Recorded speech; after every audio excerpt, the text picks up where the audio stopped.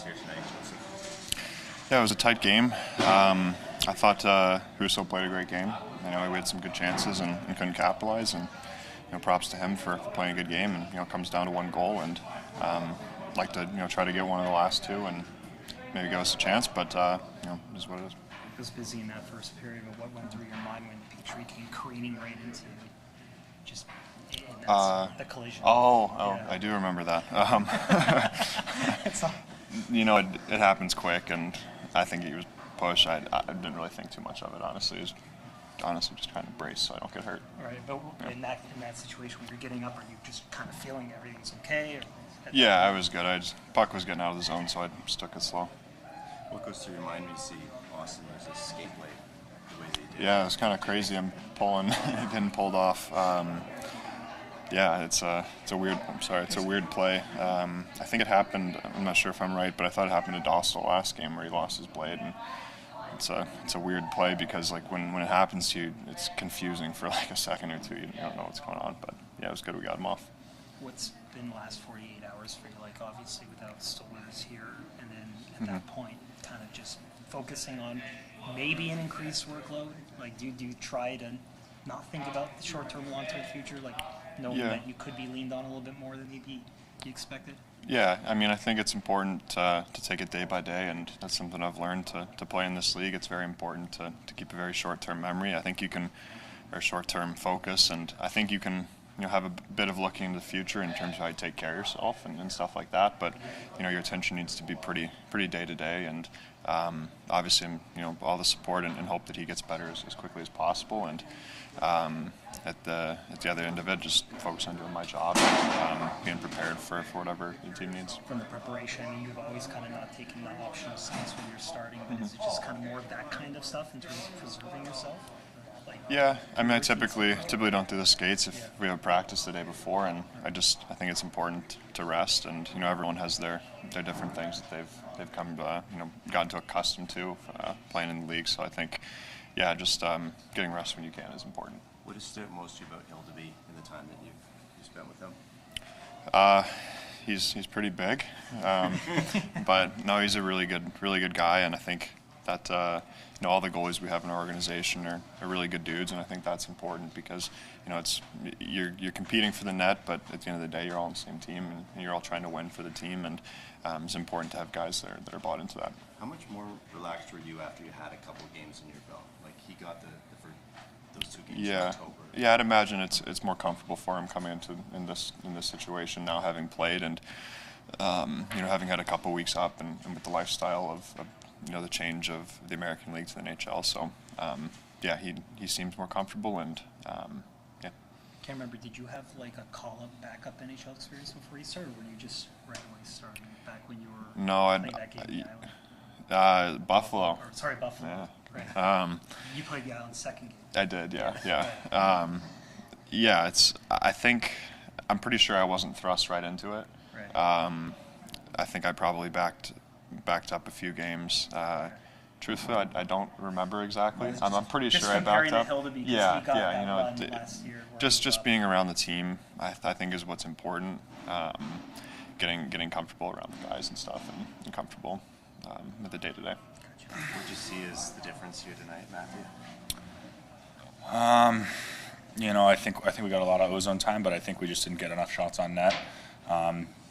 Didn't create a lot of loose pucks around the net, and kind of made his job easy. I think that was the difference there. What did you see on your goal? Yeah, I think we ran a good face-off play, and Mitchie got in the middle, and he was looking for sticks on that shot, and just kind of got to get loose and free up myself so I can tip that puck, and unfortunately went in. In that first goal, did you not think at the time you might have been offside when you were carrying the puck in the one that was taken away back? No, we honestly had no idea. We weren't thinking about it at all. So. On your goal there, is that kind of the mindset of the approach that could be critical for this team in general? Just how that goal came about getting pucks on top and through traffic? Yeah, we got some good D, and we just want to get the pucks through, and the more we can create havoc around the net, the better. I think we can dominate teams below the goal line and around the net. So the more we can get it there, the better. What goes through your mind when you see Austin lose a blade there at speed in the last Yeah, I think we just had to control the puck. It's tough when he's down the ice, and I'm not sure who it was, but we made a great play by pushing him down to the bench, and it's kind of unfortunate, and it's weird. It was weird. Has that ever happened to you? It has not, unfortunately. Knock on wood, it hasn't. So. What do you make of how Joseph performed for you guys in goal today? Really good. He made the stops that he needed to, and I think we need to do a better job in front of him. And I think we took too much penalties and kind of gave up, a lot of seam plays and a lot of good scoring chances that make it difficult for him. So we just had to be better in front of him. What do you do to prepare like puck drops at 5 p.m. like less than 24 hours between games? Here? Yeah, ice bath, protein shake, and get right back after it. Is the difference in this one? Made 2 mistakes on 2 goals that we don't need to make them. That's, got to be better on a couple of those plays. I thought we competed hard, had a lot of good things going on in the game. Got to finish better.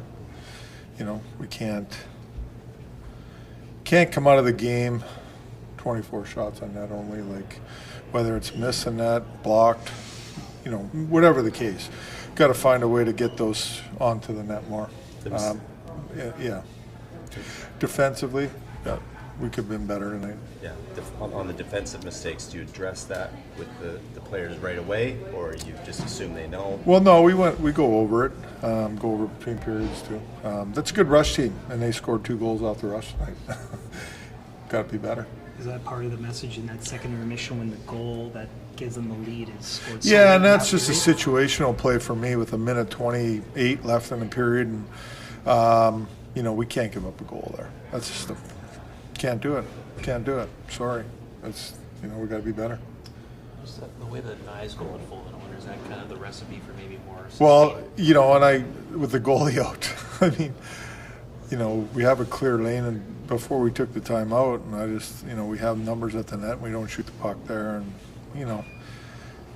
it's little things, but right now, like, we got to fix them.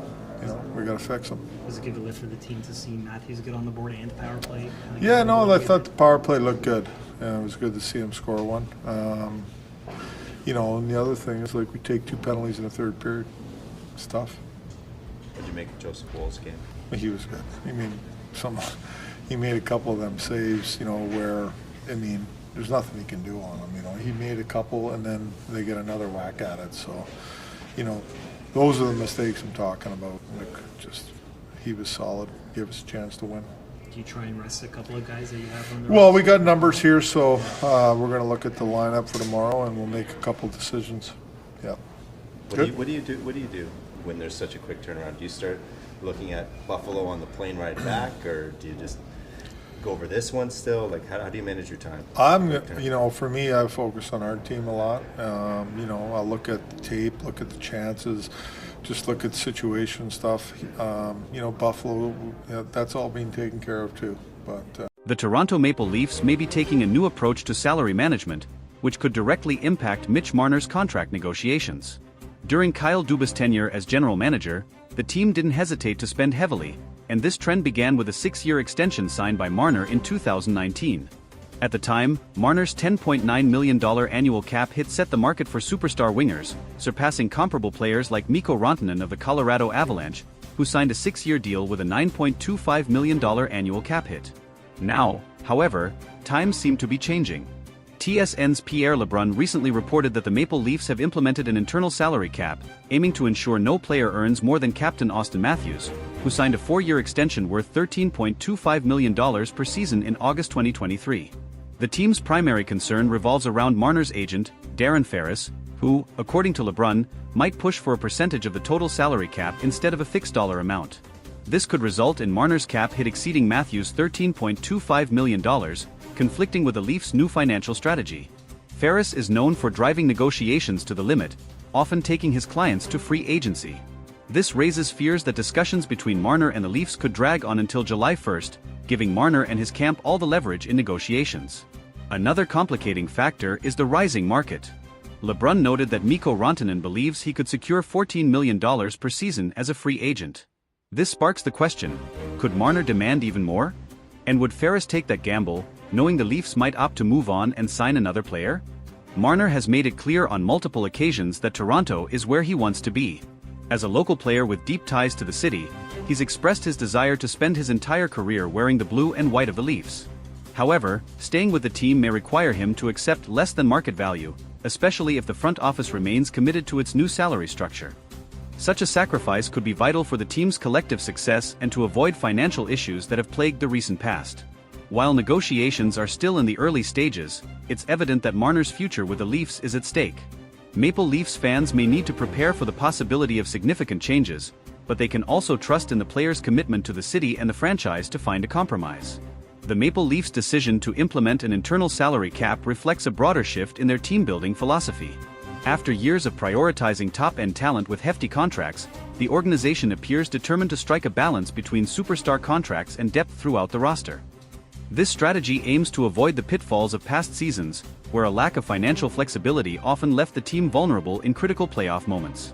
For Mitch Marner, this shift creates a unique challenge. On one hand, his value to the Leafs is undeniable. A consistent top scorer and elite playmaker, Marner has been instrumental in driving the team's offense. On the other hand, his ability to command a salary that rivals or exceeds Auston Matthews could put the Leafs in a difficult position, especially with a potential need to strengthen other areas of the roster. As the 2023-24 season progresses, the Leafs must weigh the potential consequences of sticking to their cap philosophy. Losing a homegrown talent like Marner would undoubtedly sting for fans and the organization alike. However, allowing one player to dictate financial terms beyond the team's structure could hinder long-term success and force painful sacrifices elsewhere. Adding to the complexity is the looming free agency of William Nylander. If the Leafs are to stick to their internal salary cap, they may also face challenges in retaining Nylander, who could command a significant raise. Balancing contracts for both Marner and Nylander within the new framework could prove to be the ultimate test for Toronto's management team. Another factor at play is the team's ultimate goal, winning the Stanley Cup. While star players like Marner and Matthews are crucial, history has shown that depth and balanced rosters often prevail in the postseason. If the Leafs fail to manage their finances effectively, they risk falling short of building a championship-caliber team, even with elite talent. For Marner, the decision to stay with the Leafs might come down to more than just dollars. His connection to the city, the fans, and his teammates could be deciding factors. If he prioritizes legacy and loyalty over maximizing earnings, there's a strong possibility that he'll work with the team to find a deal that benefits both parties. Negotiations will also test Darren Ferris, known for his hardline tactics in securing lucrative deals for his clients. While pushing for top dollar is expected, Ferris may need to weigh the risks of alienating the Leafs management and fanbase. A prolonged stalemate could damage Marner's relationship with the team and its supporters. The Leafs management, led by general manager Brad Treliving, faces a pivotal moment. Treliving's reputation as a negotiator and team builder will be on full display as he navigates this high-stakes scenario. Striking the right balance could solidify his tenure in Toronto, while a misstep might set the team back for years. For Maple Leafs fans, the coming months will be filled with anticipation and uncertainty. Marner's future, along with the team's ability to stay competitive under financial constraints, will likely dominate conversations as the season unfolds. Supporters can only hope that the team's new approach leads to greater playoff success and, ultimately, the elusive championship. In the end, the outcome of these negotiations could redefine the Maple Leafs' identity for years to come. Whether it results in retaining Marner or reshaping the roster, the team's commitment to an internal salary cap signals a clear focus on long-term sustainability. Fans will be watching closely, hoping for a resolution that keeps the team's core intact and their championship dreams alive. As the negotiations with Mitch Marner progress, another layer of complexity is added by the external competition in the NHL market. Teams with more cap space and fewer restrictions could easily present lucrative offers to Marner if he reaches free agency. The Leafs are not only negotiating with Marner but also indirectly competing with other franchises willing to outbid them for his services. One example of this is Mikko Rantanen, whose potential $14 million value on the open market highlights the growing demand for elite wingers. If Rantanen secures such a deal, it could set a precedent that Marner's camp would use as leverage. The Leafs, however, must remain disciplined, as breaking their internal salary cap for Marner could lead to similar demands from other key players down the line. The looming specter of free agency means the Leafs have a limited window to strike a deal. If negotiations drag on into the off-season, the leverage shifts heavily in favor of Marner and his agent. Darren Ferris, known for his strategic patience, could use this to push for maximum value, putting even greater pressure on the Leafs management to make a decision. This scenario also places significant pressure on head coach Sheldon Keefe. Managing a team amid ongoing contract uncertainty can disrupt chemistry and focus. Keefe will need to ensure that the team remains united and focused on their performance, even as the media and fans speculate about Marner's future. Meanwhile, the Leafs core group, including Auston Matthews, Morgan Rielly, and John Tavares, will likely play a role in influencing Marner's decision. The camaraderie among the players and their collective drive for a championship could persuade Marner to accept a deal that aligns with the team's financial structure.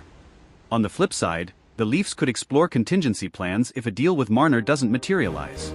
Trading Marner would be a bold move, but it could bring significant assets in return, potentially bolstering the team in areas like defense or secondary scoring.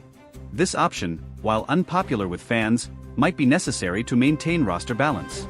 The timing of these decisions is also critical. With the trade deadline months away, the Leafs must assess whether keeping Marner without an extension risks losing him for nothing in free agency. A preemptive trade could avoid this scenario, but it would also signal a significant shift in the team's short-term goals. Fan sentiment will undoubtedly influence the team's approach. Marner is not just an exceptional player, he's a fan favorite and a symbol of homegrown talent succeeding in Toronto. Losing him could lead to backlash, especially if the team struggles in the aftermath of his departure. The broader NHL landscape also plays a role. As other teams navigate their own salary cap challenges, the Leafs can learn from their successes and failures. Organizations like the Tampa Bay Lightning and Vegas Golden Knights have shown the value of balancing star power with depth, offering a potential blueprint for Toronto's future.